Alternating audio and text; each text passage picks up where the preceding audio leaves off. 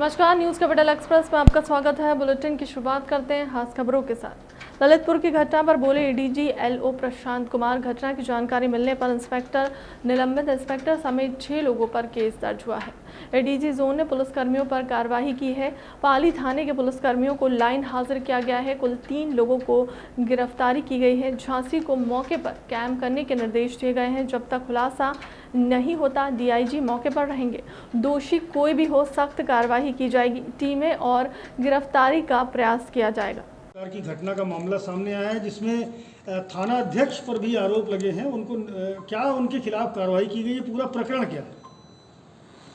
इस दुर्भाग्यपूर्ण घटना की सूचना जैसे ही मिली है, तत्काल थाना अध्यक्ष को निलंबित करते हुए उनके विरुद्ध तथा अन्य नामजद व्यक्तियों के विरुद्ध अभियोग थाना पाली पे पंजीकृत किया गया है।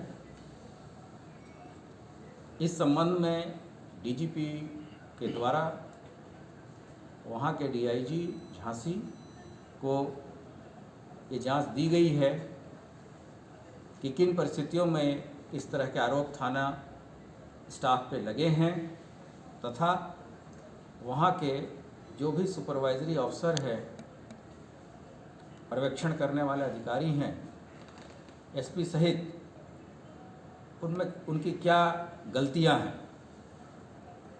इसके अतिरिक्त एडीजी जोन के द्वारा पूरे थाने के स्टाफ को लाइन हाजिर किया गया है। इसमें जो भी व्यक्ति दोषी है उसके विरुद्ध कार्रवाई की जाएगी। 3 अभियुक्तों की गिरफ्तारी की जा चुकी है तथा कोई भी अभियुक्त इसमें बख्शा नहीं जाएगा। जो थाना अध्यक्ष के विरुद्ध मुकदमा पंजीकृत किया गया है, बता रहे हैं, क्या उनकी कोई गिरफ्तारी की सूचना है सर? इस संबंध में जो विवेचक हैं वो क्षेत्राधिकारी स्तर के अधिकारी हैं, उनके द्वारा विवेचना की जा रही है। साक्ष्य संकलन, पीड़िता के बयान और जो वहाँ पे एविडेंसेस मिलेंगे उसके आधार पर निष्पक्ष कार्रवाई करने के निर्देश यहाँ से मिले हैं। और जब तक कि इसमें संतोषजनक कार्रवाई नहीं हो जाती, डीआईजी झांसी को मौके पर ही रहने के निर्देश डीजीपी के द्वारा दिए गए। पुलिस के ऊपर सर लगातार एक के बाद एक आरोप लग रहे हैं। चंदौली में एक घटना हुई जिसमें आरोप लगा कि युवती की हत्या कर दी, मतलब दबिश के दौरान। उसके बाद ये ललितपुर का प्रकरण सामने आया है। क्या कोई डायरेक्शन जारी किए जाएंगे आपकी ओर से पुलिस की कार्रवाई को लेकर के? पुलिस के द्वारा या किसी भी व्यक्ति के द्वारा कोई भी गलत कार्य किया जाएगा, उसके विरुद्ध नियमानुसार कठोर से कठोर कार्रवाई की जाएगी। कितनी टीमें बनी हैं सर अभी तक गिरफ्तारी के लिए थानेदार? वहाँ डीआईजी खुद मौके पे जा रहे हैं और जब तक इस पूरे प्रकरण का पटाक्षेप नहीं हो जाता वह वहीं कैंप करें। कौन कौन से धारा में एफआईआर हुई है सर? जो घर वालों ने लिख के दिया है उसमें जो धाराएं हैं 363, 366, 376। मध्य प्रदेश में गहराया बिजली संकट। ऊर्जा मंत्री प्रद्युम्न सिंह तोमर ने बताया कि मध्य प्रदेश में कोयले की हुई कमी, कोयले की आपूर्ति के लिए विदेश से मंगवाया जाएगा कोयला। रेलवे के रेंज के साथ ही सड़क मार्ग से आएगा कोयला। विदेशों से कोयला मंगवाने के लिए टेंडर जारी है।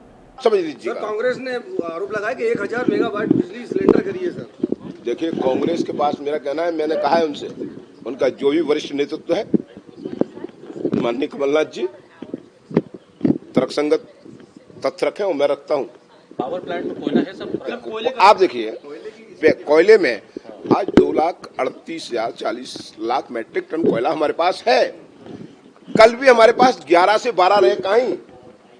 हमने 40 लाख मैट्रिक टन कोयला सड़क मार्ग से लाने का भी टेंडर कर दिया है।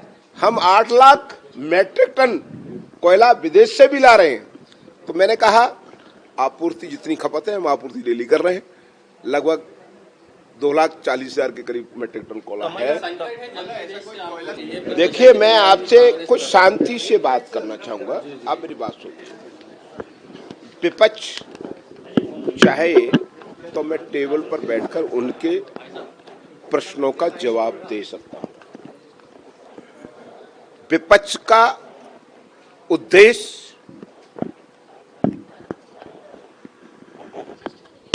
सुगूफा फेंकना, गलतफहमी पैदा करना और राजनीति में जिंदा बने रहने का उनका एजेंडा है। उन्हें अगर बात करनी है तो पूरे देश के परिदृश्य में राजस्थान पे भी बात करनी चाहिए, उनको महाराष्ट्र में भी बात करनी चाहिए कि वहां पे बिजली के हालात क्या हैं। अब मध्य प्रदेश की बात आप करना चाहते हैं तो मध्य प्रदेश में बिजली का कोई संकट अभी आप प्रिंट मीडिया, इलेक्ट्रॉनिक मीडिया का पूरा चार्ट देखते हैं, मध्य प्रदेश में बहुत बड़ा अंतर मांग और आपूर्ति में नहीं है। मांग और आपूर्ति में अंतर कब आता है मैं आपको बताना चाहता हूं। जैसे पवन ऊर्जा से हमको बिजली मिलनी है, वो उस पर हमारा हाथ तो नहीं होता ना, प्रकृति का है। जैसे हमारी पवन ऊर्जा में 2652 मेगावाट बिजली हमें मिलनी चाहिए, पर 873 मेगावाट मिली। रामस और कच्छ से पवन से हमें 585 मेगावाट मिलनी चाहिए, पर हमें 70 मेगावाट मिली। जिस दिन इसमें कमी आई उस दिन हमारी मांग और आपूर्ति में अंतर आया, परंतु ये अंतर बहुत बड़ा अंतर नहीं है। इसको हम मैनेज, जहां लगता है कि ज्यादा लोड है तो वहां पे हम उसको मेंटेन करते हैं।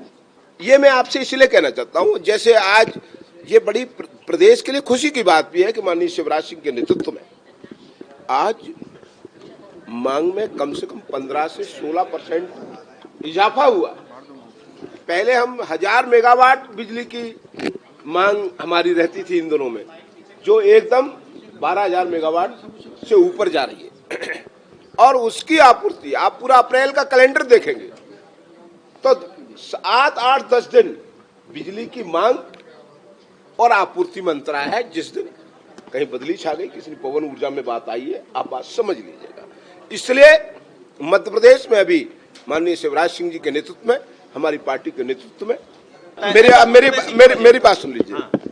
अगर कोई शिकायत है यही ऑफिस में करें, मेरे को करें। सुधार नहीं हो, त्रुटि, आप बात समझ लीजिए, 1 करोड़ से ऊपर उपभोक्ता हैं। अगर 1% भी त्रुटि हो गई, संभावनाएं कभी कभी मानव है, हो सकती है, मैं ये नहीं कह सकता, पर हम उसमें सुधार के लिए तत्पर हैं। सिर्फ आलोचना से काम नहीं चल सकता। मैंने सदन में भी कहा था और अभी भी कह रहा हूं, तय वो लिस्ट, उसमें सुधार होगा, चले। सिर्फ आंकड़े पहले। अच्छा ये बताओ, कांग्रेस के पास अब विषय क्या बचा है? कांग्रेस के पास, कांग्रेस 2002-03 में लोग पूछते थे बिजली कब आएगी, रोड में गड्ढा है कि गड्ढे में रोड है।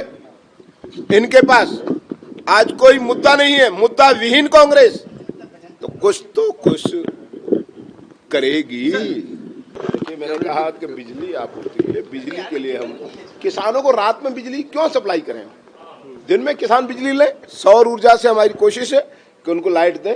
आज कुसुमसी में हम कर रहे हैं अनुमोदन। 700 जो फीडर जोड़े जा रहे हैं सर आज के अपने, मैंने आपसे कहा कि ये सब चीजें आ रही हैं। सर ये पहले क्यों नहीं हुआ? सर पहले क्यों नहीं हुआ?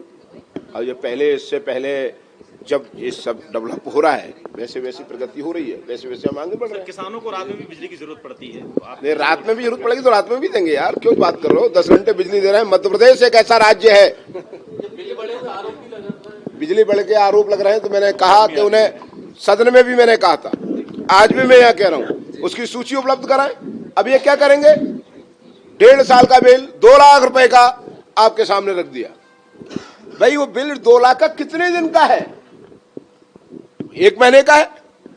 निश्चित रूप से समीक्षा की जाएगी और कोई दोषी होगा उसके खिलाफ कार्रवाई की जाएगी। अनियमितता तो कहीं ना कहीं देखने को सब लोग बांधे बदनवारे, माई का आ रही आपके द्वारे। दतिया में सभी का स्वागत है। दतिया वासियों, माई के भक्तों ने 2 दिन से दतिया में भक्तों के लिए सभी लॉन्च, होटल, धर्मशाला, खाना, नाश्ता, चाय सब कुछ निःशुल्क किया हुआ है। दतिया में उत्सव का वातावरण है, लग रहा है सभी घरों में मांगलिक कार्यक्रम चल रहे हैं। यह सब मां के प्रति अपार श्रद्धा है, दतिया वासियों की है। दतिया के बारे में अनर्गल बात करने वाले को आकर देखना चाहिए। दतिया दिवस माई का प्राकट्य दिवस, माई की कृपा दतिया पर बरसी। ये एक परंपरा की शुरुआत दतिया में हो रही है। हम रहें न रहें, परंपरा रहती है। कभी किसी ने प्रारंभ की होगी भगवान जगन्नाथ की यात्रा, वो है नहीं है, लेकिन परंपरा चल रही है आज भी रहती है। बाबा महाकाल की भगवान की यात्रा जिसने भी प्रारंभ की होगी वो है नहीं है, ये अलग बात है, पर वो यात्रा चल रही है। हम रहेंगे न रहेंगे, लेकिन ये यात्रा जो माई की प्रारंभ हुई है, हर साल तिथि के अनुसार ये निकलती रहेगी। यही माई के भक्तों ने, स्वामी जी के शिष्यों ने तय किया है। हम सब, हमने कहा है कि खूब बांधो बंधन वारे, माई पहुंच रही है द्वारे। और बंधन वारे बांधकर पूरा दतिया स्वागत को आतुर है। आप देख रहे हैं 2 दिन से पूरे दतिया के अंदर मेहमान आए हुए हैं। हर घर में ऐसा लग रहा है जैसे वैवाहिक कार्यक्रम है, मांगलिक उत्सव है, पूरा दतिया भरा हुआ है। और दतिया के लोगों ने भी दिल खोल के अगवानी की है, स्वागत किया है।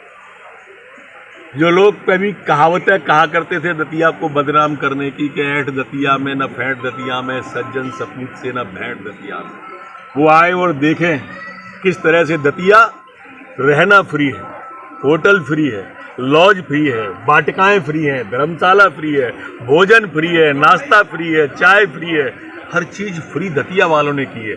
उनने बताया है कि सज्जन और सपूत से दतिया में भेंट होती है, आइए स्वागत है आपका। और दतिया के लोग बंधन बार बांध के भक्तों का जो आए हुए हैं बाहर से, उनका स्वागत कर रहे हैं। सभी को बहुत बहुत शुभकामनाएं। कांग्रेस नेता कांतिलाल भूरिया ने बोला कि शिवराज सरकार पर हमला, आदिवासियों पर अत्याचार हो रहा है, उन पर हमले हो रहे हैं। आदिवासी समुदाय सब समझ रहा है, वो इसकी बातों में नहीं आने वाला है। 2023 के चुनाव में इनका आईना दिखाएंगे आदिवासी समुदाय के लोग। आप ठीक कह रहे हैं, क्यों सरकार कह रही है कि आदिवासी हमारे साथ है, पर सरकार के लोग ही हैं, भाजपा के आरएसएस के लोग हैं, आदिवासी के ऊपर हमला कर रहे हैं। आदिवासी बरघाट सिवनी में जो घटना घटी, बड़ी शर्मनाक दर्दनाक घटना है। वहाँ पे 2-3 नौजवान को पकड़ के लेके 2 को हत्या कर दी, एक अभी मौत से संघर्ष कर रहा। उसने अपने बयान में भी कहा कि ये आरएसएस बजरंग दल के लोग थे और उन्होंने हम पे हमला किया। और इस तरह से करके पूरे प्रदेश में जो आज भय का वातावरण बना हुआ है, और सरकार कह रही कि आदिवासी हमारे साथ, कैसे आदिवासी साथ होंगे? आदिवासी खुद भयभीत हैं, उनकी न सुनी जा रही है। प्रशासन के अधिकारी के ऊपर दबाव है, आरएसएस बजरंग दली कि उनको कोई कार्रवाई नहीं करे। आज जो सिवनी बरघाट में जो हुआ, आप करने वाले 25 लोग थे, बस 4-5 लोगों पर कार्रवाई करके बता दिया हमने कार्रवाई कर दी है। सबके खिलाफ कार्रवाई होना चाहिए, जितने भी गए थे। वो सरकार से हमारी मांग, वो हम महामहिम राज्यपाल को दे के आए। 2023 का जो चुनाव होना है वो सांप्रदायिक होना है। बिल्कुल 2023 में जो चुनाव होने वाला है, और निश्चित अब गांव-गांव, घर-घर आदिवासी इस बात को समझ गया है। ये सरकार पूरी तरह से पूंजीपतियों की सरकार है, और ये सरकार कभी गरीबों को सुनेगी नहीं। और सब आए दिन हमला हो रहा है, और जितने आरएसएस बजरंग दली वही हमला कर रहे हैं, और सरकार उनके ऊपर कार्रवाई करने के लिए तैयार नहीं है। तो वो सारी चीज़ें हैं, तो सरकारी खुद उनके लोग अगर अत्याचार करें, सरकार सुने नहीं, अब आदिवासी कहाँ जाएंगे? अब आदिवासी खुद अपने आवाज़ उठाएंगे, और ऐसे लोगों के खिलाफ डट के लड़ाई लड़ने के लिए हम लोग भी मैदान में आएंगे। नवीन और नवीकरण ऊर्जा मंत्री हरदीप सिंह डंग ने कहा कि कैबिनेट में कुसुम योजना के तहत किसानों को लाभ पहुंचाने का प्रस्ताव हुआ पास। मध्य प्रदेश में 5,000 करोड़ रुपए का निवेश किया जाएगा। ग्रामीण क्षेत्र में हाथों में 8 घंटे लगातार बिजली मिल सकेगी। 1,75,000 पंपों को सोलार ऊर्जा से जोड़ने की बनी है रणनीति। अभी सोलार ऊर्जा के 5,000 मेगावाट बिजली बन रही है। आने वाले समय में 10,000 मेगावाट बिजली सोलार से बनने की योजना है। जो लगातार कदम उठाए जा रहे थे, आज उसमें कुसुम सी को भी आज कैबिनेट में शामिल किया गया। और कुसुम सी के माध्यम से सबसे बड़ी बात है कि इसमें 5,000 करोड़ का निवेश यहाँ पर होगा। बिजली की बचत कैसे हो और उसको हम किस प्रकार से सस्ती दर तक ले जाएं, तो इसमें करीब पूरे फीडर के माध्यम से किसानों को हम लाइटें उपलब्ध कर, सोलर लाइजर के माध्यम से हम इसको पूरी लाइटें दे पाएंगे। और जब विद्युत किसानों के खेत पे पहुंचेगी तो करीब दिन में लाइटें 8 घंटे उनको लगातार मिलेगी। 1,75,000 पंप को हम सोलरलाइज जो करने का हम पूरा सिस्टम है वो कर रहे हैं। और मुझे विश्वास है कि जिस प्रकार से कदम मध्य प्रदेश में हम लगातार इस विभाग से बढ़ा रहे हैं, तो आने वाले दिनों में, अभी तो हम 5,000 मेगावाट पे हैं, ये आने वाले दिनों में 10,000 मेगावाट इसको हम कर पाएंगे। इसमें किसानों को तो फायदा है, पर सरकार को जो सब्सिडी लगती थी उसका हमें बचत होगी, किसानों को 8 घंटे लाइटें प्राप्त होगी। और दंगे हो रहे हैं उन स्थानों को जो देखा गया है, दंगे कौन कर रहा है, पत्थरबाजी कौन कर रहा है, ये पूरा मध्य प्रदेश और हिंदुस्तान जानता है। उनको चिन्हित करके जो भारतीय जनता पार्टी की सरकार है, चिन्हित करके जो मामाजी का बुलडोजर चल रहा है, तो अपना में एक ऐतिहासिक कदम है। अभी देखा गया है कि अभी खरगोन की जो घटना हुई है, आप खरगोन में जाके देखें कि पत्थरबाजी किसने करी। ये माहौल ख़राब करने का जो शांति का टापू मध्य प्रदेश है, वो बिगाड़ने का जो कदम उठाए वो किसने उठाए। तो ये कांग्रेस की मानसिकता रही है कि करें अपन और आरोप भारतीय जनता पार्टी पर लगाएं।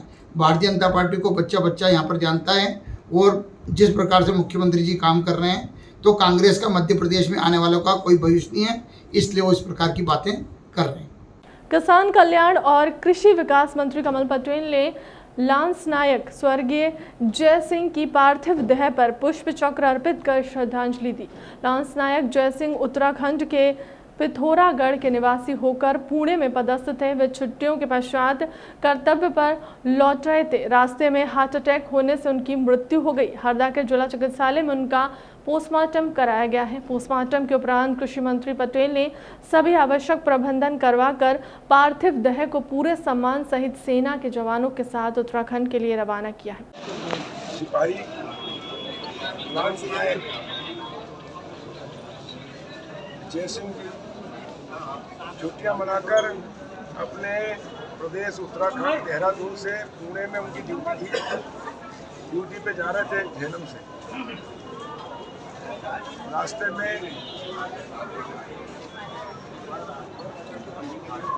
अटैक आया और उनका स्वर्गवास हुआ। उनकी बॉडी को हरदा में उतारा गया, फिर उनके परिवार के लोगों को, उनके अधिकारियों को सूचना दी गई। आज धामी जी आए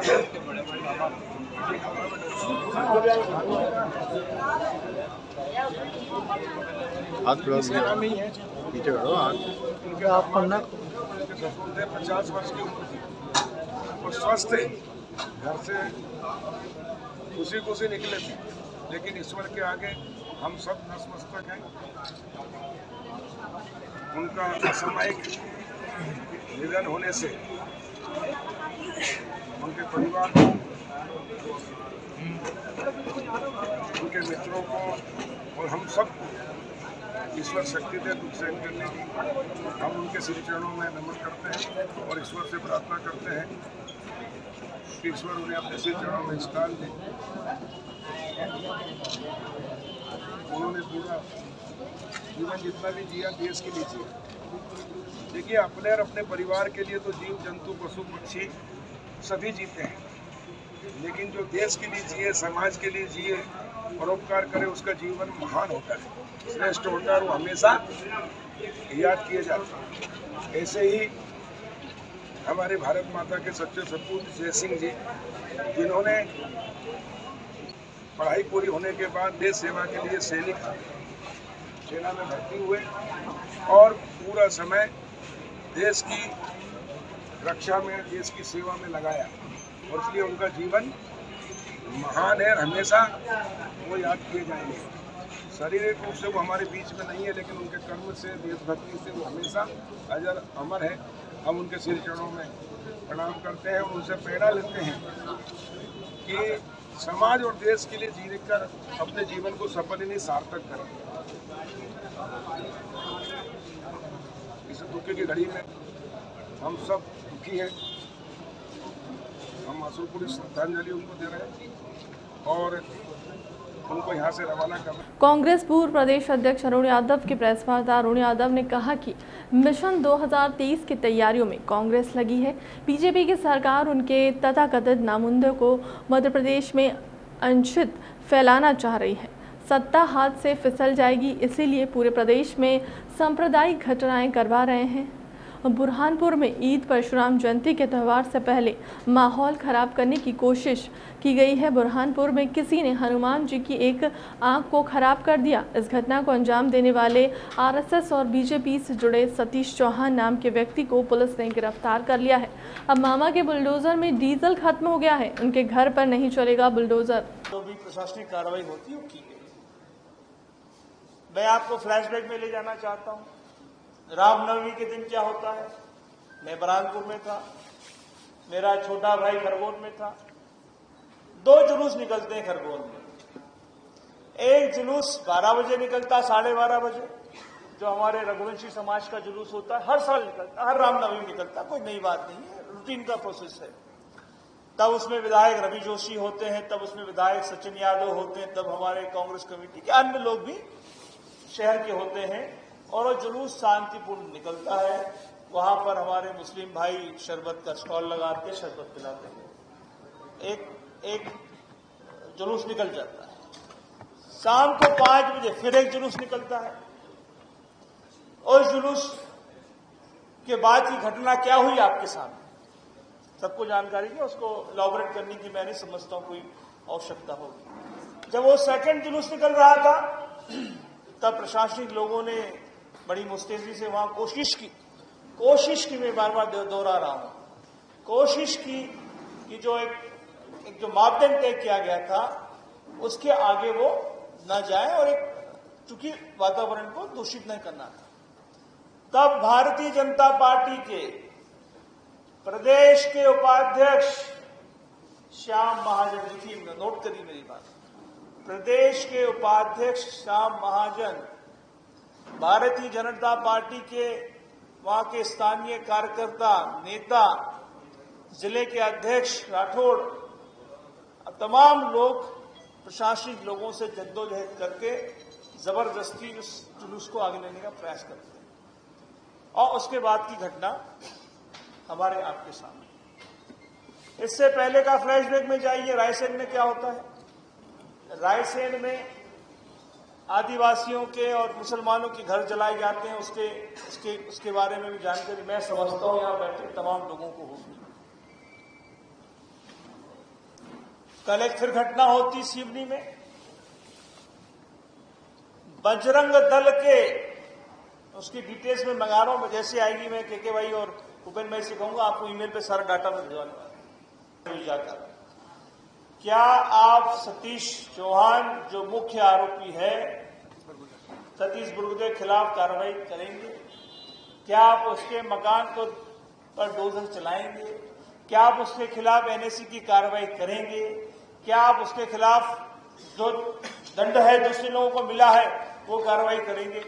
कृपया सरकार और स्थानीय प्रशासन इसके बारे में जनता को स्पष्ट करें। मैं आदरणीय भूरिया जी हमारी बीच में हैं, जो अभी तुरंत ही वहां से लौट के आए हैं। मैं पहले, चूंकि खरगोन का मामला है, जो सिवनी के बारे में हम भूरिया जी से भी कहेंगे वो आपको ब्रीफ करें। तो पहले पीसी भाई, खरगोन का जो आपके पास फाइंडिंग्स आई है कृपा पूर्वक 2 मिनट में उनको बताएं, फिर भूरिया जी आपको सिवनी के बारे में कुछ चर्चा करें। जलागना हिंदू भाइयों ने अक्षय तृतीया पर परशुराम के प्रकट दिवस को धूमधाम से मनाया, तो वहीं सुबह ईदगाह पर मुस्लिम समाज ने नमाज के बाद गले मिलकर ईद की शुभकामनाएं दी। परशुराम चौराहे पर गुना कलेक्टर फ्रैंक नोबले, पुलिस अधीक्षक राजीव कुमार मिश्रा ने भी भगवान परशुराम की पूजा अर्चना, वहीं सर्व ब्राह्मण समाज ने भगवान परशुराम की शोभा यात्रा धूमधाम से शहर की पुरानी गल्ला मंडी से निकाली, जो शहर के मुख्य मार्गों से होते हुए दुबे कॉलोनी में हनुमान मंदिर पर हवन पूर्णाहुति भंडारे के साथ शोभा यात्रा का समापन हुआ। बच्चों, बूढ़ों, महिलाओं ने भी बढ़ चढ़कर हिस्सा लिया। शोभा यात्रा में मुस्लिमों द्वारा हाट रोड पर शरबत पिलाकर किया गया। आज गुना जिले में ऐतिहासिक दिन रहा है। अक्षय तृतीया, परशुराम जयंती एवं ईद सामूहिक रूप से आज ये त्यौहार थे।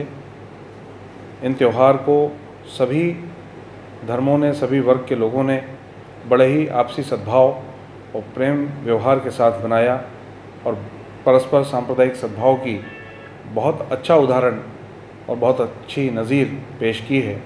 यह देखने में आया है।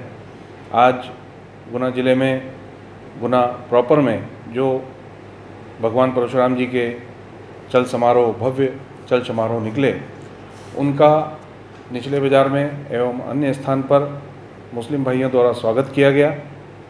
पुष्प वर्षा की गई, शरबत पिलाए गए और वहीं हिंदू भाइयों ने उनके साथ गले मिलकर उनको ईद की मुबारकबाद दी। इस प्रकार के दृश्य देखने में मिले जो कि कैमरे में भी लिए गए हैं। इसी प्रकार से म्याना में बहुत अच्छा सांप्रदायिक सद्भाव के साथ त्यौहार सभी मनाए गए। जो जुलूस वहाँ निकला, वहाँ पर मुस्लिम भाइयों ने न केवल साफ़ा बांधकर पुष्प वर्षा कर स्वागत किया, बल्कि जुलूस में साथ में भी चले, काफ़ी दूर तक जुलूस में साथ में भी चले और कदम से कदम मिलाकर सभी आगे बढ़े। इसी तरह से कुंभराज में बहुत अच्छा सांप्रदायिक माहौल सांप्रदायिक सद्भाव का माहौल वहाँ परिलक्षित हुआ। वहाँ सभी ने एक दूसरे का बढ़ चढ़ के स्वागत किया, पुष्प वर्षाएँ की, शरबत पिलाए, आपसी भेदभाव को भूलकर परस्पर गले मिले। ऐसा भी दृश्य देखने में आया जो कि बहुत ही मार्मिक दृश्य था। वहाँ के तमाम लोगों ने मुझे अवगत कराया कि आज से कुछ समय पूर्व 2020 में जो दंगे थे, जिसमें कि एक दूसरे के लिए जिनके हाथों में पत्थर थे, उन्होंने एक दूसरे को पुष्प दिए, फूल दिए, हार पहनाए और गले लगे। ये दृश्य वहाँ देखने को मिला और इससे दोनों पक्षों में बहुत ही उत्साह और बहुत ही परस्पर सामंजस्य का माहौल है। इस तरह से पूरे ज़िले में, गुना पूरे ज़िले में बहुत ही अच्छे तरीके से तीनों त्यौहार परस्पर सद्भाव के साथ मनाए गए हैं। आने वाले समय में भी उम्मीद है हम इसी तरह से परस्पर हिल मिलकर परस्पर सद्भाव के साथ आगे बढ़ते रहेंगे। धन्यवाद। फिलहाल के लिए अब तक की खबरों में इतना ही। देश दुनिया की तमाम बड़ी खबरों के लिए बने रहे हमारे चैनल के साथ। नमस्कार।